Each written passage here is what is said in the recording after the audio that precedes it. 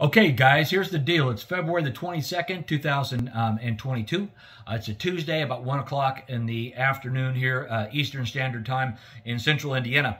If you haven't subscribed to my YouTube channel yet, would you please consider doing so? It helps us to get the message out to people to help them out. I want to talk today briefly about insurance. And when I say briefly, I want to be briefly, and I'm going to be very general, not real detailed, because insurance is often, in most cases, state specific, and then it's even more specific when it comes to the provider that you may be using or that you might be shopping for. So what I would encourage you to do, I've been seeing a lot of guys talking online on some of these social media chat links about insurance, and they're treating it like an expense. The first thing I want to say to you is, in most cases, the amount of money that you're going to save with changing your limits on your policy is very null. In fact, in most cases, the money that you would save on the policy over the course of the policy period, for example, 12 months, is so nil and next to nothing that it's often money, even though it's saved, the individual that has saved the money in reality is pissing it away on energy drinks at the gas station or some food or some other form of something that they just absolutely don't need. So I would encourage people, when I see them asking about insurance, to talk with a broker instead of a direct writer. Now, a broker is an individual who's licensed to sell insurance and can do so for many different providers. So he or she can give you multiple estimates, multiple quotes. If you're dealing with a direct writer only, then chances are they're a direct writer, for example, for Farmers Insurance or whomever. They're a direct writer for that company. And oftentimes they can't write for anybody else either. So a direct writer is typically tied to an individual a policy provider. Not necessarily in every case, and there might be some deviation in there, and someone can get on here and make a case for or against it. But the point that I'm getting at is you want to find someone who can give you numerous estimates, okay? And then on top of that, you want to make sure you understand the details of your policy, okay?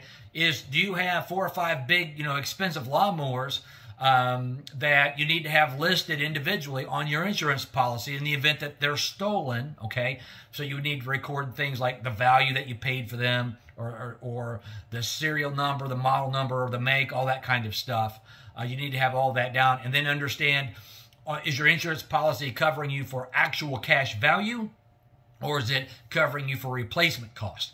We always want replacement cost. Replacement cost is going to get you what you had before the loss, okay? The whole purpose of insurance is to indemnify you. That means to bring you back to where you were prior to the loss, and in reality, none of it really does that because you often have to pay a deductible to see that happen.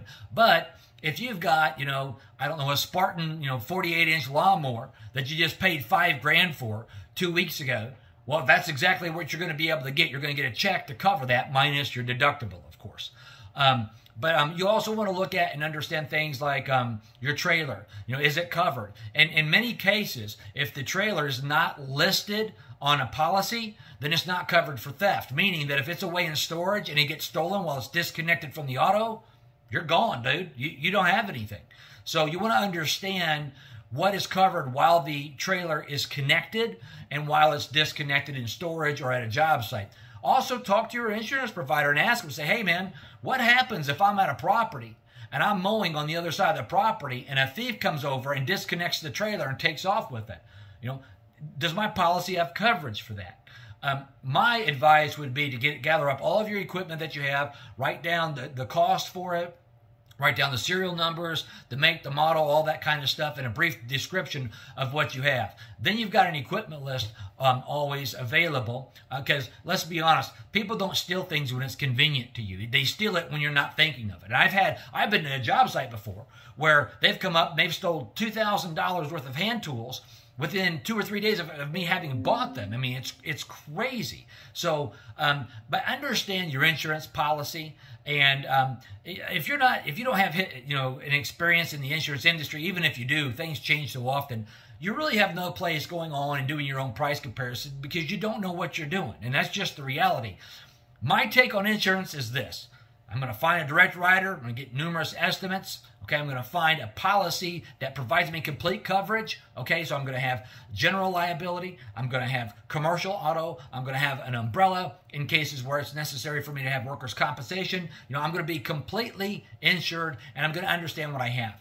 And I'm the type of guy, I'm not going to go cheap on insurance. You know, with exception to medical insurance, which I believe in the United States is a complete farce. There's no reason that anybody should have any type of a medical, emergency and then be in debt for the rest of their lives to pay it off. That's wrong. But when it comes to the other forms of insurance, specifically for us in lawn care, when we're talking about, our lawnmowers, liability, when we're talking about accidents, all that kind of stuff, theft, the reality is I want full coverage.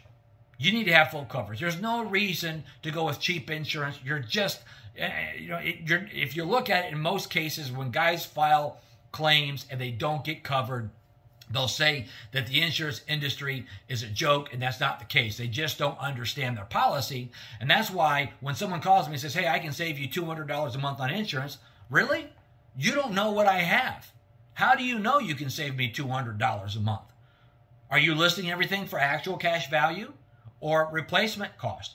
What's my deductible? I mean, and so forth, my policy limits, the life of the policy. And then is the policy the type of a policy that, I can file a claim for anything that happens during the period of the life of the policy and that only during that time? Or is the policy set up that, hey, I had an accident 2 years ago. This policy that I'm on now will actually cover that because it's a new claim, even though it happened 2 years ago. And it can get real hairy with things like that. So understand your insurance policy. Don't shop cheap on insurance. Now, I'm not saying don't get competing estimates. There are some isolated cases where you can save $100 maybe, or let's just even say it's $200. I mean, if I've got an agent and I'm able to oh man, what if, think to myself, hey, I've got this situation that might happen. What would happen? Am I covered? I can send him or her an email. They email me the answer back. I file it electronically, or I print it off. I put it in my folder so I have some form, of reassurance later on down the line. But your insurance agents, your brokers, they're all educated. Even direct writers are educated. They're supposed to be anyway, on the policies that they sell. And I can tell you this: when I was a direct writer and we were recently licensed and we're out selling policies, we don't always know everything up front. We don't have it committed to memory when we're new. And I say we, I'm not selling insurance now, and I haven't for many years. But that's why you submit the questions via email. Because if you don't, it's he said versus she said. And we're not, doing this to necessarily trap them into, a corner, so to speak, in the event that there's a loss. But you want to do it to give yourself peace of mind. It's not your job to sell insurance. You take care of lawns. You run your business, right? You help your customers. Let the professionals do what the professionals do. That's my advice today on insurance, guys. I hope that you find it beneficial. Please, if you haven't already, subscribe to my channel. If you have any examples of insurance losses or anything like that you want to list down below in the comments, go ahead and do so. Maybe we can get some people communicating. But understand, in most cases, insurance is going to be state specific. Get yourself set up with a broker, okay, and get yourself some competing estimates so you understand what you're purchasing. That way, when it comes time to file a claim, should you have to do so, you understand what you're covered for and what you're not covered for. Peace.